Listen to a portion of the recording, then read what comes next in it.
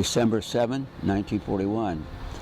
It was such a shock that people didn't realize the seriousness of that situation, and it hit us like a ton of bricks. So everybody was then conscious that they had to do what they could to get over this war that was coming. Of course, I graduated from Purcell in 1942 at UCX for 6 months. By the time winter rolled around, near Christmas of 42, we were told, join the enlisted reserve, then you can escape the draft for another 6 months or a year. Well, that was pretty good music, but it didn't work, because the following January we were called to active duty, and we were inducted into the Army active force in January of 1942. And then in 43,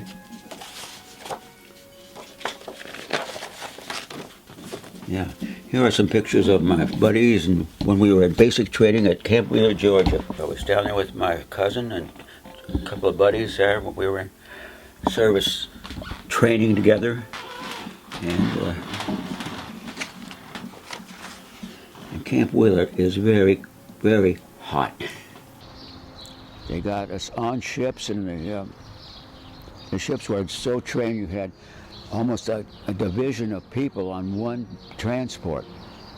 It was amazing how many were on there, just like we did when... How many would you say were in a division? Well, coming over on that Ile-de-France, they had the second division was completely covered. I'd say about 18,000 people were on one ship.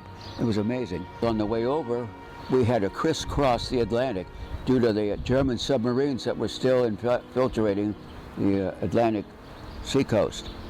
And it took 4 days to get over from New York to Scotland, where we landed in northern Scotland. And from there, we took a train down to Wales, which is on the west side of Great Britain. Going through Great Britain, we would look from one side to the other, and we would see military equipment all lined up, ready to roll for that great day when we would invade Europe.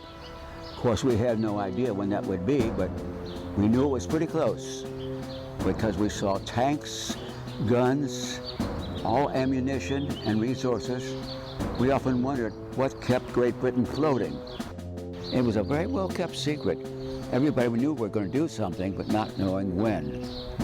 But we were finally given the mood to, at the end of May, to get on these large transports and headed out to the north, the English Channel.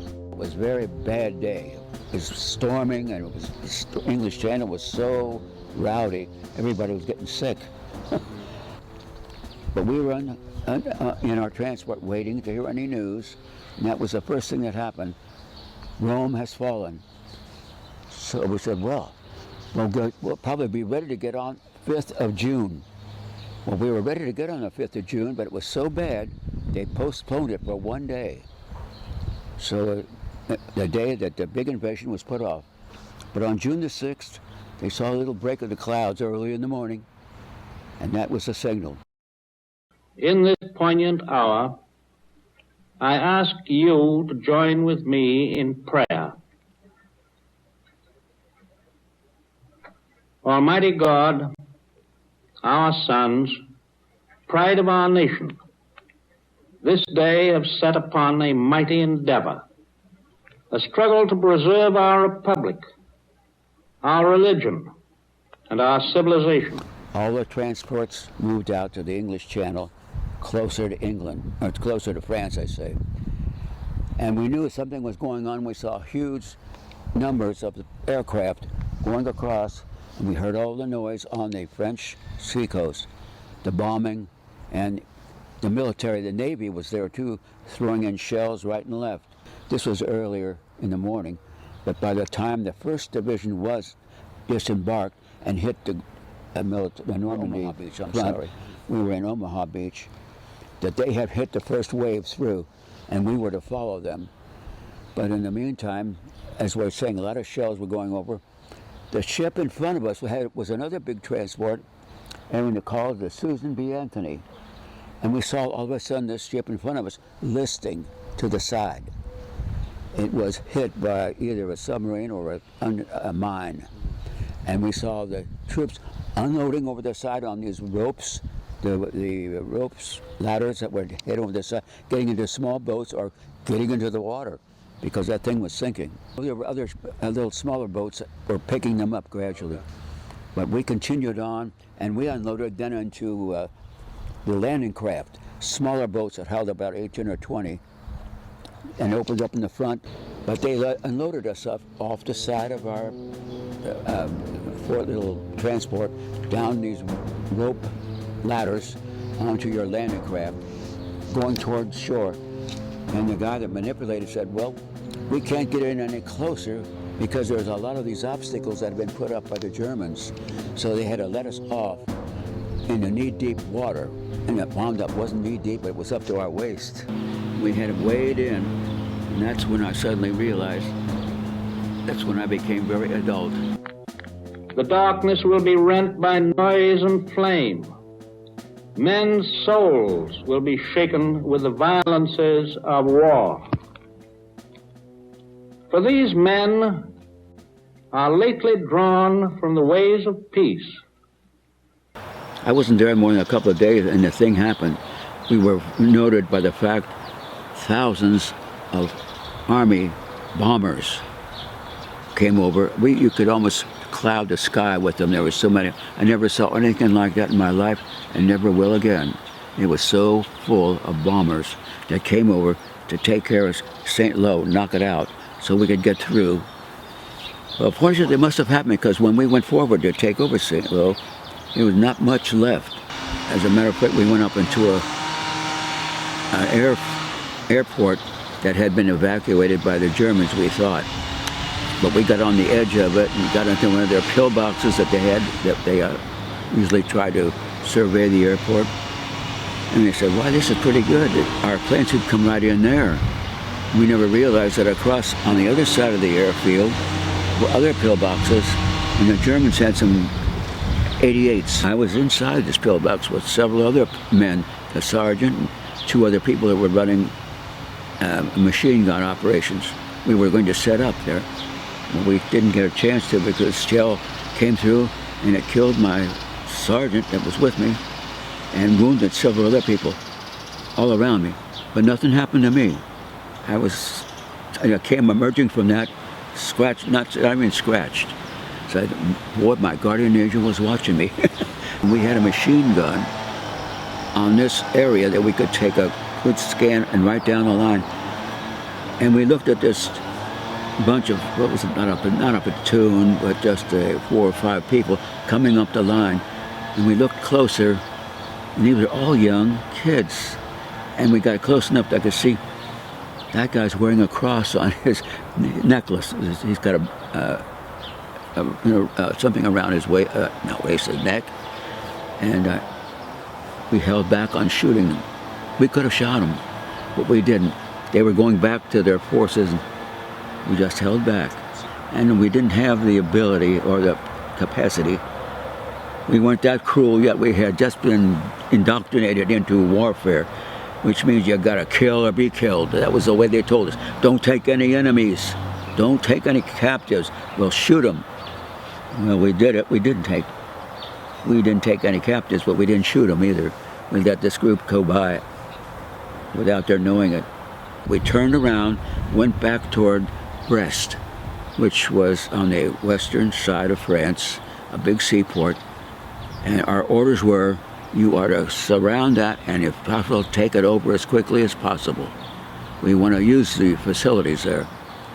Well, the German colonel that was in charge of that said, you're not going to get through, not unless we die trying to save this Brest, this seaport. Well, they worked like crazy, and we made a real violent attempt to get through to the seaport. And unfortunately, our company commander said, we're going to move forward. Well, which we did. But we got out on a peninsula by ourselves with Germans on either side of us and in the front of us. We were prime targets. And of course, I got mine there too. That was the 3rd time I was injured. And I fell flat on my face. I was carrying ammunition for the machine gun. and just dropped that. And the man behind me also was carrying ammunition. He dropped his and picked me up by the neck and pulled me into a row, a hedgerow. You have these sunken rows that were able to get in for secure cover. And that's where they brought me. No, I don't recall his name, but I do remember. I remember how he was. He was fatally shot because he died a little bit later. Actually, my active life as a military man on the front was only from June till September. June, July, August, 3 months. But we were told ahead of time that the average life of an infantryman was about 11 minutes. I was waiting to be embarked on the Red Cross ship, and I looked out, and I was in the meantime very near. I didn't know if I was coming or going, but I asked one of the medics to just tell me what's going on. I said, take my hand and hold me just for a minute. And for some reason, I felt I could get strength from that. And I was able to get back to my senses where I was on this big hospital ship going out across the ocean. It was just so fortunate that I did see myself through this. And not by myself, but with a lot of help. But anyway, we continued on, and I finally was dismissed from Corral Hospital in October and got my dismissal papers on my birthday. It was 19th of October in 45. I was able to come home. There was a full 100% effort to get this underway and get it finished. I don't see that happening or have happened from then on. Korea or any of the Far East endeavors that we took in Persia.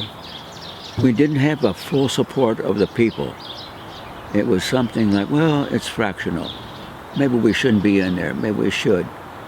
But our army had responsibilities that they had to take. And we never had that full effort anymore. Do you feel that's a problem for our country? I think it is. I think that we're not fully dedicated anymore to making the world safe for humanity. And that's what we were up there in World War II. We were fighting for our liberties.